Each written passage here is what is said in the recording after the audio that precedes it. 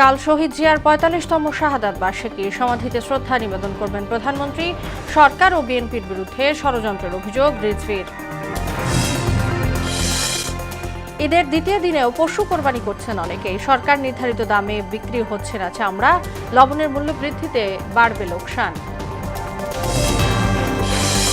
৮ দিনে ৬ নবজাতক মৃত্যুতে দায়ীদের বিরুদ্ধে ক্ষতিপূরণের আইনি নোটিশ। ভেন্টিলেশনের ত্রুটি ছিল বলছে তদন্ত কমিটি, কাল দেয়া হবে প্রতিবেদন।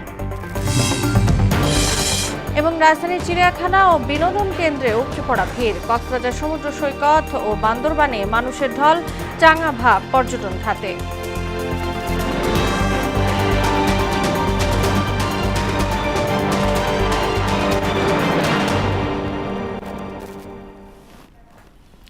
আসসালামু আলাইকুম, পবিত্র ঈদুল আজহার শুভেচ্ছা সবাইকে। এতক্ষণ শুনছিলেন শিরোনাম, পুরো সংবাদের সঙ্গে আছি তাসনুভা বিনতে তাহের। একটি গোষ্ঠী সরকার ও দলের বিরুদ্ধে চক্রান্ত করছে দাবি করলেন প্রধানমন্ত্রী, রাজনৈতিক উপদেষ্টা ও বিএনপির সিনিয়র যুগ্ম মহাসচিব রুহুল কবির রিজভী। সকালে নয়াপল্টনে কেন্দ্রীয় কার্যালয়ে সংবাদ সম্মেলনে তিনি এসব কথা বলেন। রিজভী জানান, বিএনপির প্রতিষ্ঠাতা ও সাবেক রাষ্ট্রপতি জিয়াউর রহমানের শাহাদাত বার্ষিকী উপলক্ষে শনিবার বেলা ১১টায় জিয়াউর রহমানের সমাধিতে প্রধানমন্ত্রী তারেক রহমানের নেতৃত্বে শ্রদ্ধা নিবেদন করবে দলটি। এরপর ঢাকা মহানগর উত্তর ও দক্ষিণের বেশ কয়েকটি স্থানে বস্ত্র ও খাদ্য বিতরণ কর্মসূচিতে যোগ দেবেন প্রধানমন্ত্রী। পরে বিকেলে নয়াপল্টনে কেন্দ্রীয় কার্যালয়ের সামনে একই কর্মসূচিতে যোগ দেবেন। গণপ্রজাতন্ত্রী বাংলাদেশ সরকারের প্রধানমন্ত্রী এবং বিএনপি চেয়ারম্যান জনাব তারেক রহমানের নেতৃত্বে সকাল ১১টার সময় শহীদ রাষ্ট্রপতি জিয়াউর রহমানের মাজারে পুষ্পস্তবক অর্পণ এবং ফাতিহা পাঠ করা হবে। এদেশের এক কীর্তিমান সন্তান, এক বীর মুক্তিযোদ্ধা, যিনি দেশের গভীর সংকটময় মুহূর্তে দেশের স্বাধীনতা ঘোষণা করেছিলেন, রণাঙ্গনের বীর মুক্তিযোদ্ধা, যার নেতৃত্বে বাংলাদেশের তৎকালীন পূর্ব পাকিস্তানের একটি অংশ স্বাধীন করেছিলেন যুদ্ধ চলাকালীন অবস্থায়। নানাভাবে পরাজিত শক্তি বিভিন্নভাবে তারা তাদের ক্রিয়াকর্ম করে যাচ্ছেন চক্রান্তমূলক, নানা হুঙ্কার দিচ্ছেন, নানা কথাবার্তা বলছেন। তো সেগুলো সম্পর্কে জনগণ সচেতন এবং গণতান্ত্রিক শক্তি সচেতন। ঈদের দ্বিতীয় দিনেও রাজধানীতে কোরবানি করছেন অনেকেই। পশু কোরবানি চলবে আরও একদিন। এদিকে আজও ঢাকা ছাড়ছে ঘরমুখো মানুষ। সকালে কমলাপুর রেল স্টেশনে ট্রেনের ছাদে চড়ে বাড়ি ফিরতে দেখা যায়। যাত্রীর চাপ ছিল মহাখালী বাস টার্মিনালেও। ধাপে ধাপে ছেড়ে যাওয়ায় এখন প্রায় ফাঁকা ঢাকা। আরও জানাচ্ছেন এমআর আসাদ।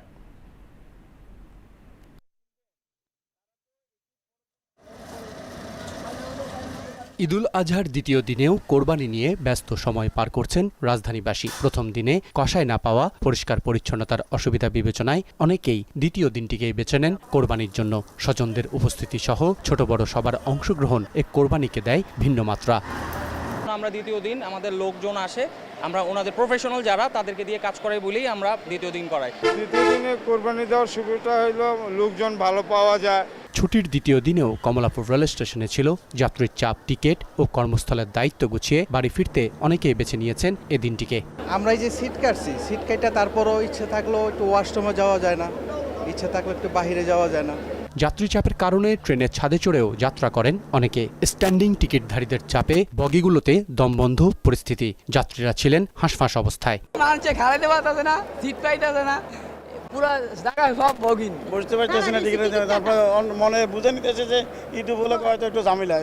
চাপ ছিল মহাখালী বাস টার্মিনালেও। মহাসড়কে যানজট ঠেকাতে তৎপর ছিল নিরাপত্তা কর্মীরা। এমআর আসাদ, মোহনা সংবাদ, ঢাকা। রাজধানীতে সরকার নির্ধারিত দামে এবারও কেনাবেচা হচ্ছে না কোরবানি পশুর চামড়া। টানারি মালিকদের দাঁড়ে দাঁড়ে ঘুরেও মিলছে না কাঙ্ক্ষিত দাম। এতে ক্ষোভ জানান মাদ্রাসা ও লীলা বোর্ডিং সংশ্লিষ্টরা। আর মৌসুমী চামড়া ব্যবসায়ীদের অভিযোগের তীর ট্যানারি মালিকদের দিকে, যদিও তারা বলছেন ভিন্ন কথা। দাবি করছেন, লবণের দাম বাড়ায় গেল কয়েক বছরের তুলনায় লোকসান এবার আরও বাড়বে। বিস্তারিত বিজন কুমারের রিপোর্টে।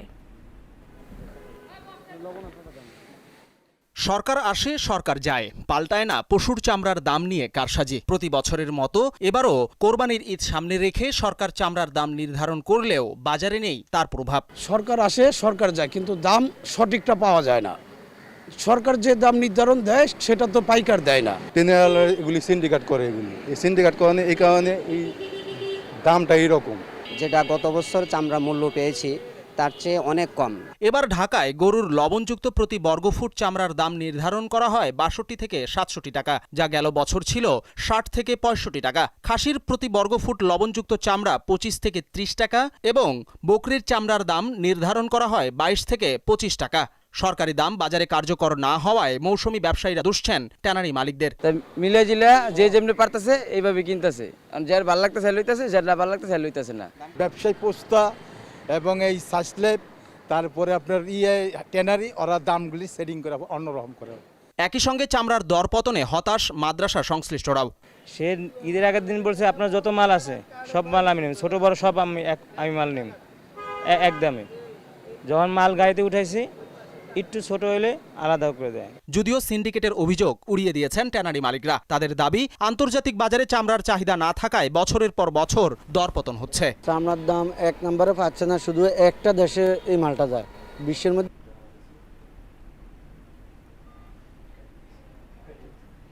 হাজারীবাগ থেকে সাভারে ট্যানারি স্থানান্তরের সিদ্ধান্ত ঠিক ছিল, তবে যে প্রক্রিয়ায় কাজটি করা হয়েছে তাতে একটু জটিলতা ছিল, এমন মন্তব্য করেছেন শিল্প ও বাণিজ্য মন্ত্রী খন্দকার মুক্তাদির। দুপুরে সাভারের বিসিক চামড়া শিল্প নগরীর কেন্দ্রীয় বর্জ্য শোধনাগার পরিদর্শন শেষে একথা বলেন তিনি। সাভারে ট্যানারিগুলি স্থানান্তরটা সিদ্ধান্তটা ঠিক ছিল, যেভাবে স্থানান্তর হয়েছে সেই ব্যবস্থাপনাটা ছিল একটা ক্লাসিক কেস অফ মিসম্যানেজমেন্ট, যেই কারণে না বর্জ্য পরিশোধনাগারটা যে প্রজেক্টেড ক্যাপাসিটি ছিল সেই ক্যাপাসিটিতে ফাংশনাল আছে, আর না যারা এসেছে তারা প্রত্যেকে জীবিত থাকতে পেরেছে। অনেকগুলি শিল্প প্রতিষ্ঠান মাঝপথে হারিয়ে গিয়েছে। দর্শক, আমরা যুক্ত হচ্ছি বাণিজ্য মন্ত্রীর ব্রিফিংয়ে।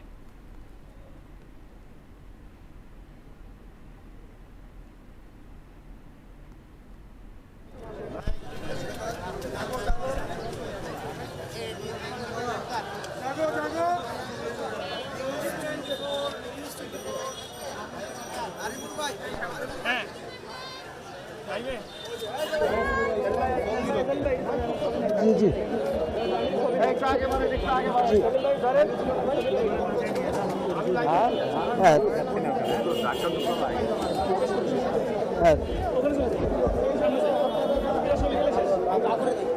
ভাই, এই মুহূর্তে কিন্তু আমি রয়েছি রাজধানীর যে পুরান ঢাকার যে পোস্তা এলাকা রয়েছে, সেখানে কিন্তু কিছুক্ষণ আগেই কিন্তু যে বাণিজ্য মন্ত্রী রয়েছে তিনি কিন্তু আমাদেরকে ব্রিফিং করলেন। তো আমি কিন্তু দুপুরের পর থেকে এই যে রাজধানীর যে পোস্তার যে চামড়ার যে শিল্প এলাকা রয়েছে সেখানে রয়েছে, এবং এখানকার যে আমি দেখেছি যে আসলে এই যে চামড়ার শিল্প, এই চামড়ার শিল্পের কিন্তু এক প্রকার ধস নেমেছে।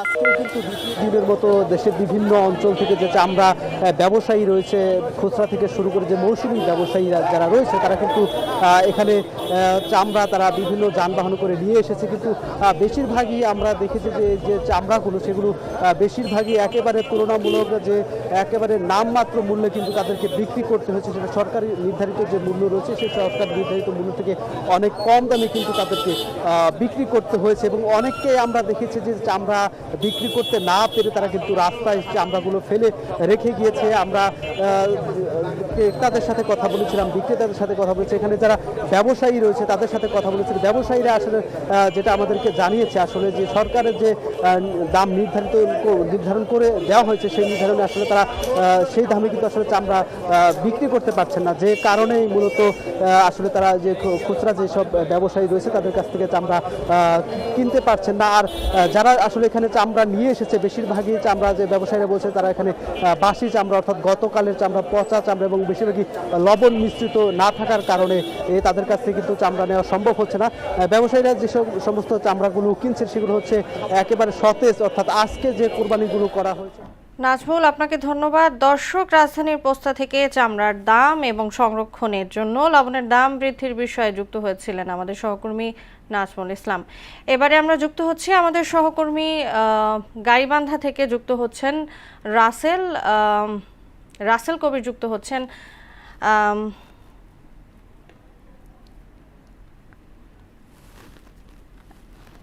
রাসেল, আপনি আমাকে শুনতে পাচ্ছেন?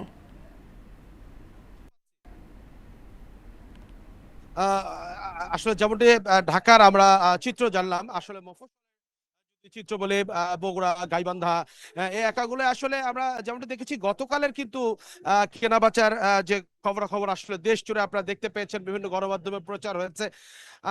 যারা আসলে বিশেষ করে ফড়িয়া ব্যবসায়ী আছে, যারা গ্রাম অঞ্চল থেকে চামড়া কিনে যারা আড়তে নিয়ে এসে সবচেয়ে এবার কিন্তু তারা বেশি ক্ষতিগ্রস্ত হয়েছে। যদিও এবার আসলে কেনা বেচে আমরা তেমন প্রাণ চাঞ্চল্য দেখতে পাইনি, কারণ তারা যে দামে চামড়া এবার কিনেছে আসলে আড়তে প্রত্যেকটি চামড়াতে তারা 200-300 টাকা পর্যন্ত আসলে লস করে তাদের দিতে হচ্ছে।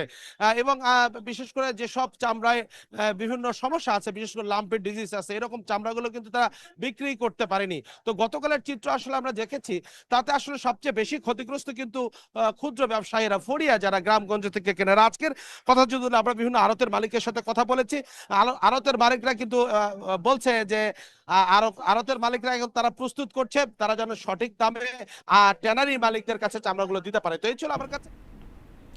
রাসেল, আপনাকে ধন্যবাদ। রাজধানীর আদ্দিন হাসপাতালের মাতৃত্ব ওয়ার্ডে 6 নবজাতকের মৃত্যু ও অসুস্থতার ঘটনায় দায়ীদের বিরুদ্ধে বিভাগীয় ও ফৌজদারি ব্যবস্থা গ্রহণ, ক্ষতিগ্রস্ত পরিবারকে ক্ষতিপূরণ প্রদান এবং দেশের সব হাসপাতালের মা ও নবজাতক ওয়ার্ডে জরুরি নিরাপত্তা ব্যবস্থা নিশ্চিতের দাবি জানিয়ে আইনি নোটিশ পাঠানো হয়েছে। সুপ্রিম কোর্টের আইনজীবী ইরশাদ হাসান, স্বাস্থ্যসেবা বিভাগের সচিব, স্বাস্থ্য অধিদপ্তরের মহাপরিচালক এবং আদ্দিন হাসপাতালের পরিচালক সহ সংশ্লিষ্টদের কাছে এই নোটিশ পাঠান। রাজধানী মগবাজারে আদ্দিন হাসপাতালে 6 নবজাতকের মৃত্যুর ঘটনায় পোস্ট অপারেটিভ ওয়ার্ডে নির্মাণ ত্রুটি পাওয়া গেছে। কালে বিষয়ে তদন্ত প্রতিবেদন জমা দেওয়া হবে। আজ এ তথ্য জানান স্বাস্থ্য অধিদপ্তরের অতিরিক্ত মহাপরিচালক ডাক্তার জাহিদ রায়হান বলেন, তদন্তে পোস্ট অপারেটিভ ওয়ার্ডের অবকাঠামোগত ত্রুটি সহ নানা অনিয়ম ধরা পড়েছে। 6 নবজাতকের মৃত্যুর ঘটনায় করা সরকারের উচ্চ পর্যায়ের তদন্ত কমিটির প্রতিবেদন কাল জমা দেওয়া হবে। ঈদের দ্বিতীয় দিনে জাতীয় চিড়িয়াখানায় সব বয়সী মানুষের ঢল। আলোচিত বিরল প্রজাতির অ্যালবিনো জাতের সাদা মহিষ ডোনাল্ড ট্রাম্পকে দেখতে ভিড় করছেন ঢাকা সহ দেশের বিভিন্ন স্থান থেকে আসা দর্শনার্থীরা। এদিকে দেশের 181টি প্রেক্ষাগৃহে মুক্তি পেয়েছে 8টি সিনেমা। সবচেয়ে বেশি প্রেক্ষাগৃহে মুক্তি পেয়ে শীর্ষে অবস্থান করছে শাকিব খান অভিনীত রকস্টার। ঈদ ঘিরে ছুটির আনন্দে উচ্ছ্বসিত নগরবাসী। ঈদের দ্বিতীয় দিনে পরিবার প্রিয়জন নিয়ে রাজধানীর মিরপুরে জাতীয় চিড়িয়াখানায় ভিড় জমিয়েছেন দর্শনার্থীরা। সব প্রাণী দেখে আমার খুব ভালো লাগছে। আমি পাখি দেখেছি, বানর দেখেছি। শিশুদের সাথে সাথে আমাদেরও দেখা যাচ্ছে, ঘোরাও হয়, বেড়ানো হয়। ঈদুল আজহায় কোরবানির জন্য বিক্রি হওয়া অ্যালবিনো জাতের আলোচিত মহিষ ডোনাল্ড ট্রাম্পের সবশেষ জায়গা হয়েছে জাতীয় চিড়িয়াখানায়। আলোচিত এই মহিষটির খাঁচা ঘিরে সব বয়সী দর্শনার্থীদের ভিড়। ও আসলে দেখতে হচ্ছে ডোনাল্ড ট্রাম্পের মতোই, মানে একেবারে সেম ডোনাল্ড ট্রাম্পের মতো দেখতে, এই কারণে এখানে সবাই ভিড় করতেছে ভাইরাল হয় ট্রাম্পের দেখার জন্য। কোরবানির ঈদ মানেই প্রেক্ষাগৃহে নতুন সিনেমার উৎসব। দেশের 181টি প্রেক্ষাগৃহে মুক্তি পেয়েছে 8টি সিনেমা। রকস্টার, রোহিত, মালিক, বনলতা সেন, মাসুদ রানা, অফিসার, তসতস ও পিনিক। কয়েকটি সিনেমা সিঙ্গেল স্ক্রিন ও মাল্টিপ্লেক্সে মুক্তি পেয়েছে, কিছু সিনেমা চলছে শুধু মাল্টিপ্লেক্সে। এসবের মধ্যে সবচেয়ে বেশি প্রেক্ষাগৃহে মুক্তি পেয়েছে শাকিব খান অভিনীত রকস্টার। রকস্টার দেখতে আসছিলাম 2টার ভিতরে, কিন্তু আইসা টিকিট পাইনি, হাউসফুল। আমি তো বনলতা সেন দেখতেছি, এটা মোটামুটি সব সিটি ফিল আপ ভালো আর কি। গানগুলো আগে থেকে অনেক ভালো হয়েছে। আগে তো আমরা মানে একটা বাংলা সিনেমা দেখতে পারতাম না। বহু বছর ধরেই ঈদ দেশের চলচ্চিত্র ব্যবসার সবচেয়ে বড় মৌসুম। সারা বছর ব্যবসায় মন্দা থাকলেও ঈদ এলেই চাঙ্গা হয়ে ওঠে প্রেক্ষাগৃহ। উষা ফেরদৌস, মোহনা সংবাদ, ঢাকা। ঈদের ছুটিতে পর্যটকের ভিড়ে মুখর হয়ে উঠেছে কক্সবাজার সমুদ্র সৈকত ও পার্বত্য জেলা বান্দরবান। গরম উপেক্ষা করে সাগরের নীল জলরাশিতে উচ্ছ্বাসে মেতেছেন তারা। সাগর পাড়ের বেশিরভাগ হোটেল মোটেল পর্যটকে পরিপূর্ণ। তাদের নিরাপত্তায় কাজ করছে আইনশৃঙ্খলা বাহিনী। রাহুল বড়ুয়া ছোটন ও আমানুল হক বাবুলের তথ্য আরও জানাচ্ছেন মাহমুদা আক্তার। ঈদুল আজহার দ্বিতীয় দিনে পর্যটকের ভিড়ে মুখর হয়ে উঠেছে পার্বত্য জেলা বান্দরবান। সবুজ পাহাড় আর নীল আকাশ দেখতে প্রকৃতিপ্রেমী মানুষের ঢল নেমেছে পাহাড় ঘেরা বান্দরবানে। এবারের ছুটিতেও জেলার মেঘলা, নীলাচল, শৈলপ্রপাত, চিম্বুক, নীলগিরি, দেবতাখুম সহ বিভিন্ন পর্যটন স্পটগুলো এখন মানুষের পদচারণায় মুখরিত হয়ে উঠেছে। পাহাড়, প্রকৃতি আর নদীর অপরূপ শোভা দেখে বিমোহিত পর্যটকরা। ঈদের ছুটিতে অনেকদিন পর অনেক বন্ধু পেয়েছি, এই কারণে প্রথমবারই বান্দরবান আসা। এখানে এসে ভালো লাগছে। সকালে মেঘলা গিয়েছিলাম, ওখানেও অনেক ভালো লেগেছে। কোনো কোলাহল নেই, খুব ভালো। বান্দরবানে ভ্রমণে আসা পর্যটকদের নিরাপত্তা নিশ্চিতে সার্বিক ব্যবস্থা জোরদার করেছে প্রশাসন। পর্যটন কেন্দ্রগুলোতে দায়িত্ব পালন করছে টুরিস্ট পুলিশ। বান্দরবানের বিভিন্ন টুরিস্ট স্পটে আমাদের মোবাইল টিম আছে। মোবাইল টিমের পাশাপাশি সাদা পোশাকেও ডিউটিতে আছে। এদিকে ঈদের দ্বিতীয় দিনে দর্শনার্থীদের পদচারণায় প্রাণ ফিরে পেয়েছে পর্যটন নগরী কক্সবাজার সমুদ্র সৈকত। সমুদ্র সৈকত ছাড়াও ইনানির পাথুরে সৈকত, দরিয়ানগর, হিমছড়ি, রামর বৌদ্ধ মন্দিরও এখন পর্যটকদের পদচারণায় মুখর। শিশু, কিশোর, তরুণ, তরুণী সহ সব বয়সী পর্যটকের পদচারণায় মুখর সৈকত। অবারিত জলরাশিতে মেতেছেন ঈদের আনন্দে। ঈদের ছুটিতে অনেক বেশি আনন্দ লাগছে আমাদের এসে। পর্যটকদের ভ্রমণ নির্বিঘ্ন করতে সাদা পোশাকের টহল টিম জোরদার করার পাশাপাশি পর্যাপ্ত নিরাপত্তার ব্যবস্থা নেওয়ার কথা জানিয়েছেন টুরিস্ট পুলিশ। আমাদের প্রায় 80+ ফোর্স নিয়োজিত রয়েছে। আমরা 2 পালায় ডিউটি করছি, পাশাপাশি আমাদের সাদা পোশাকেও ডিউটি রয়েছে। ঈদের এই আনন্দে পাহাড়, নদী আর প্রকৃতির অপরূপ শোভা দেখে মুগ্ধ হচ্ছে পর্যটকরা। আর পর্যটকদের আগমনে খুশি স্থানীয় ব্যবসায়ী ও পর্যটন শিল্প সংশ্লিষ্টরা। মাহমুদা আক্তার, মোহনা সংবাদ। প্রাকৃতিক সৌন্দর্য, দুর্গম পাহাড়ি পথ ও মেঘের রাজ্য বান্দরবানে পর্যটন কেন্দ্রের খবর জানাতে আমাদের সঙ্গে যুক্ত হচ্ছেন সহকর্মী রাহুল বড়ুয়া ছোটন। রাহুল, কেমন দেখছেন বান্দরবানে পর্যটকদের সমাগম, আমাদেরকে জানাবেন।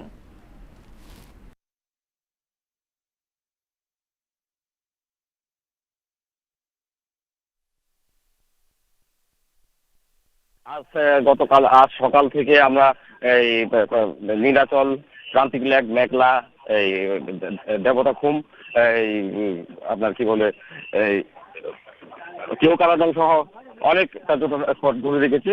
অনেক প্রচুর পরিমাণ পর্যটকের সমাগম ঘটেছে। এই আরো আমি জানিয়ে দিতে চাই, আমরা বান্দরবানের এই পর্যটন সংশ্লিষ্ট মালিক সমিতির সাথে কথা বলেছিলেন, তারা আমাদেরকে জানিয়েছেন অত্যাধুনিক আধুনিক মানের করে তারা ফটো।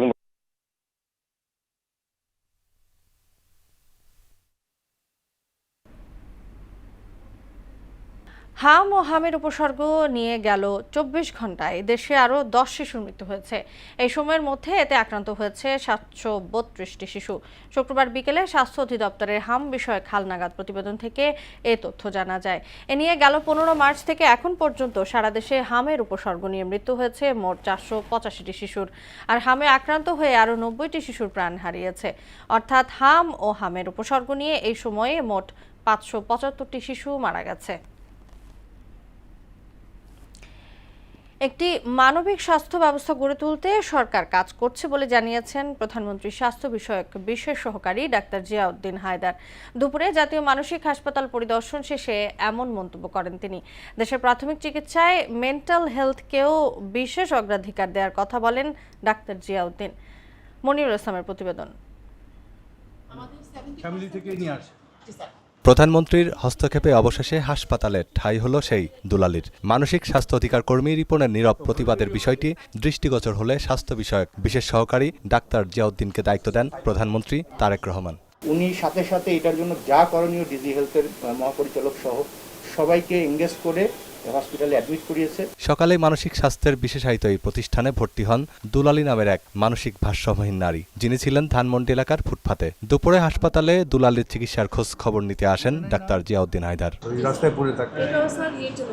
প্রধানমন্ত্রী স্বাস্থ্য বিষয়ক বিশেষ সহকারী বলেন, মানবিক সাড়া দ্রুত হলে এ ধরনের সংকটের প্রবণতা কমে যাবে। ফুটপাতেই থাকেন, তার বাড়ি কোথায় বা তার ঠিকানা কোথায় কেউ জানে না। তার নাম সে বলেছে দুলালী। তো এই দুলালীকে নিয়ে মুছা প্রায় গত 8-9 দিন ঘুরছে। আজকে আমরা এই দুলালীকে এই হাসপাতালে ভর্তি করার ব্যবস্থা করেছি। তিনি বলেন, দেশের স্বাস্থ্য ব্যবস্থাকে ঢেলে সাজানোর অংশ হিসেবে বিশেষ গুরুত্ব দেওয়া হচ্ছে মানসিক স্বাস্থ্যকে। একটা মানবিক আমরা স্বাস্থ্য ব্যবস্থা এবং মানবিক রাষ্ট্র আমরা সবাই মিলে গড়তে চাই, এবং আমরা কাউকে পিছিয়ে রেখেই এটা করা যাবে না। আমাদের সবার প্রতি অত্যন্ত মানবিক হতে হবে, এবং সেই প্রেক্ষাপটে আমরা মনে করি যে মেন্টাল হেলথ বা সাইকিয়াট্রির যে গুরুত্ব, এই গুরুত্ব অপরিসীম। এদিকে আদ্দিন হাসপাতালের তদন্ত প্রতিবেদন কালই হস্তান্তর করা হবে বলেও জানান জিয়াউদ্দিন হায়দার। আগামীকালকে তারা এটা যথাযথ কর্তৃপক্ষের কাছে এটা হস্তান্তর করবে। মনিরুল ইসলাম, মোহনা সংবাদ, ঢাকা। তারপরে আমরা এবার আন্তর্জাতিক প্রসঙ্গ। মধ্যপ্রাচ্যে দীর্ঘদিনের উত্তেজনা নিরসনে একটি বড় ধরনের কূটনৈতিক অগ্রগতির খবর পাওয়া যাচ্ছে। যুক্তরাষ্ট্র ও ইরান যুদ্ধবিরতির মেয়াদ আরও 60 দিন বাড়াতে সম্মত হয়েছে। তবে এই খসড়া সমঝোতাটি চূড়ান্ত রূপ পাবে কিনা তা এখন অনেকটাই নির্ভর করছে মার্কিন প্রেসিডেন্ট ডোনাল্ড ট্রাম্পের ওপর। এদিকে যুদ্ধক্ষেত্র ও সংঘাতপূর্ণ এলাকায় যৌন সহিংসতার গুরুতর অভিযোগে এবার ইসরায়েলকে কালো তালিকায় অন্তর্ভুক্ত করেছে জাতিসংঘ। বিস্তারিত প্রিয়াঙ্কা নিতুর ডেস্ক রিপোর্টে। যুদ্ধবিরতির মেয়াদ বাড়ানো এবং ইরানের পারমাণবিক কর্মসূচি নিয়ে আলোচনা শুরু করার লক্ষ্যে যুক্তরাষ্ট্র ও ইরানের মধ্যস্থতাকারীরা একটি 60 দিনের সমঝোতা স্মারকে একমত হয়েছেন। তবে চূড়ান্ত অনুমোদন দেননি মার্কিন প্রেসিডেন্ট ডোনাল্ড ট্রাম্প। মধ্যস্থতার সঙ্গে যুক্ত 2 মার্কিন কর্মকর্তা মার্কিন সংবাদ সংস্থা এক্সিওসকে এই তথ্য জানিয়েছে। তবে যুদ্ধ নিয়ে কোনো চুক্তিতে পৌঁছানোর আগে যুক্তরাষ্ট্র ও ইরানকে এখনও বেশ কিছু অমীমাংসিত বিষয় সমাধান করতে হবে বলে জানায় মার্কিন ভাইস প্রেসিডেন্ট জেরি ভেন্স। যুদ্ধক্ষেত্র ও সংঘাতপূর্ণ এলাকায় যৌন সহিংসতার অভিযোগে ইসরায়েলকে কালো তালিকায় অন্তর্ভুক্ত করেছে জাতিসংঘ। যুক্তরাষ্ট্রে ইসরায়েলের জনপ্রিয়তা হ্রাসের পেছনে পাকিস্তানের বট ফার্মকে দায়ী করেছেন ইসরায়েলের প্রধানমন্ত্রী বেনিয়ামিন নেতানিয়াহু। প্রিয়াঙ্কা নিতু, মোহনা সংবাদ। খেলার খবর ফুটবল। 2026 ফিফা বিশ্বকাপকে সামনে রেখে অভিজ্ঞ ও একঝাঁক প্রতিভাবান তরুণের সমন্বয়ে 26 সদস্যের চূড়ান্ত দল ঘোষণা করেছে বর্তমান বিশ্ব চ্যাম্পিয়ন আর্জেন্টিনা। প্রত্যাশিতভাবে এই মহাযজ্ঞে আলাবিসেলেস্তেদের নেতৃত্ব দেবেন ফুটবল ইতিহাসের অন্যতম সেরা কিংবদন্তি লিওনেল মেসি, যা তার ক্যারিয়ারের রেকর্ড 6ষ্ঠ বিশ্বকাপ হতে যাচ্ছে। বিস্তারিত মশিউর রহমানের রিপোর্টে। কাতার বিশ্বকাপ জয়ী দলের মূল কাঠামো ঠিক রেখেই নতুন বিশ্বকাপের দল ঘোষণা করেছে আর্জেন্টিনা। এতে অধিনায়ক হিসেবে রয়েছেন লিওনেল মেসি। এছাড়া এমিলিয়ানো মার্টিনেজ, রদ্রিগো দি পল, এনজো ফার্নান্দেজ ও হুলিয়ান আলভারেজের মতো বিশ্বকাপ জয়ী তারকারাও জায়গা ধরে রেখেছেন। গুঞ্জন থাকলেও অবসর ভেঙে ফেরা হয়নি অভিজ্ঞ winger Ángel Di Maria. 2024 Copa আমেরিকার পর আন্তর্জাতিক ফুটবলকে বিদায় জানান এই মহাতারকা। ইনজুরির কারণে 2022 বিশ্বকাপ মিস করা মিডফিল্ডার জিওভানি লো সেলসো এবার জায়গা পেয়েছেন স্কোয়াডে। 2018 সালে রাশিয়া বিশ্বকাপ দলে জায়গা পেলেও কোনো ম্যাচ খেলার সুযোগ পাননি তিনি। এছাড়া দলে জায়গা পেয়েছেন বেশ কয়েকজন উদীয়মান footballer. Valentina Barco, Nicolas Paz ও সিমিওনের সঙ্গে প্রথমবারের মতো বিশ্বকাপ খেলতে যাচ্ছেন জোসে মানুইজ লোপেজ ও থিয়াগো আলমাদা। তবে ফিটনেস সমস্যার কারণে বাদ পড়েছেন লেফট ব্যাক মার্কাস আকুনিয়া। এছাড়া উদীয়মান ফ্রাঙ্কো মাস্তুরানো, মার্কাস সেন্সি ও এমিলিয়ানো বুন্দিয়ানাও জায়গা পাননি চূড়ান্ত দলে। বিশ্বকাপে জেড গ্রুপে আর্জেন্টিনার প্রথম ম্যাচ 16 জুন আলজেরিয়ার বিপক্ষে। এরপর জর্ডান ও অস্ট্রিয়ার বিপক্ষে মাঠে নামবে বর্তমান বিশ্ব চ্যাম্পিয়নরা। মুশিউর রহমান, মোহনা সংবাদ। শেষ করব মোহনা সংবাদ, যাবার আগে সুনামগুলো জানিয়ে দিচ্ছি আরো একবার।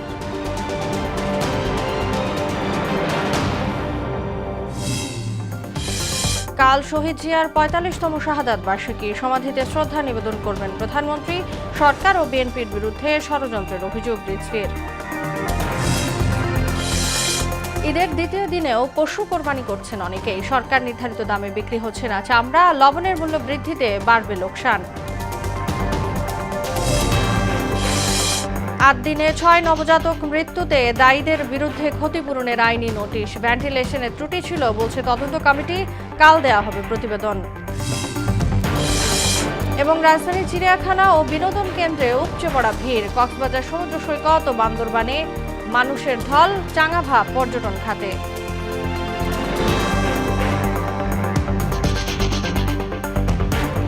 ছিল মোহনা সংবাদে। পরবর্তী সংবাদ রাত ৯টায়। মোহনার সবশেষ খবর জানতে ভিজিট করুন www.mohana.tv।